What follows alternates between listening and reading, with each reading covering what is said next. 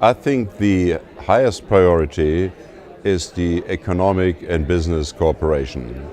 I think for us, Germans, it's very important that we find in India a young country. We find in India a population of working age which is close to 700 million. This is important against the backdrop of the secondary effects of the one-child policy in China, against the backdrop of declining demographics in the West industrialized countries, provided this population can be trained, educated, can acquire skills. If not, then of course there will be a terrible burden. And here is an area where Germany, in my view, can be extremely helpful with our system of dual vocational training.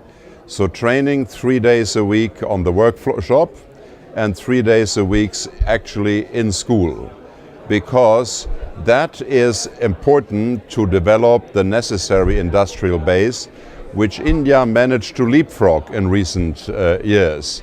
You know, from a backward agrarian-based society to the knowledge society. And in order to guarantee welfare for the huge population, you need a broad industrial base, and this is one area. The other areas are infrastructure, energy, water, all areas where German engineering comes in very handy, and where in cooperation with British partners we learn how to get a little bit away from our top technologies into broad-based applicable technologies, and we have some very good examples to show that.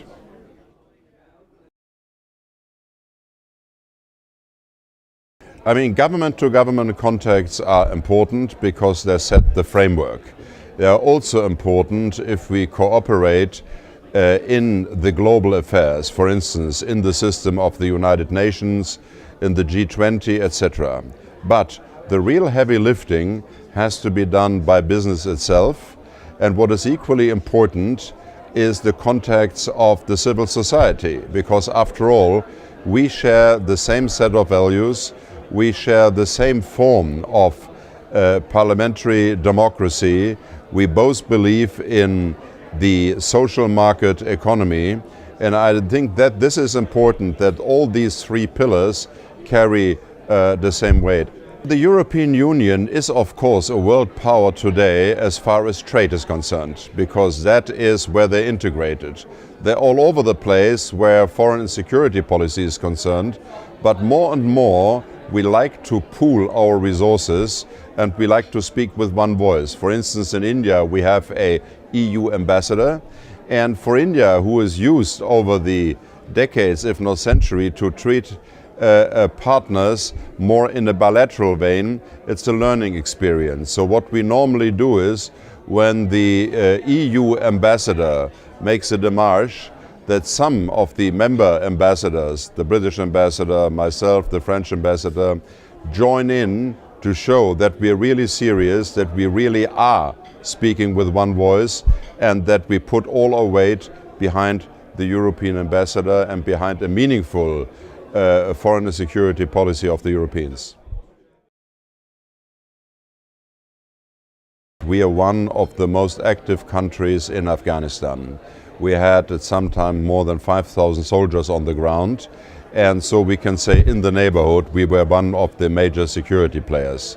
As far as cooperation between intelligence services is concerned, there is certainly room for improvement, and we're trying this very hard from our end, but we understand that it's also a new area for the Indian side, so they did not always fulfill our sort of expectations.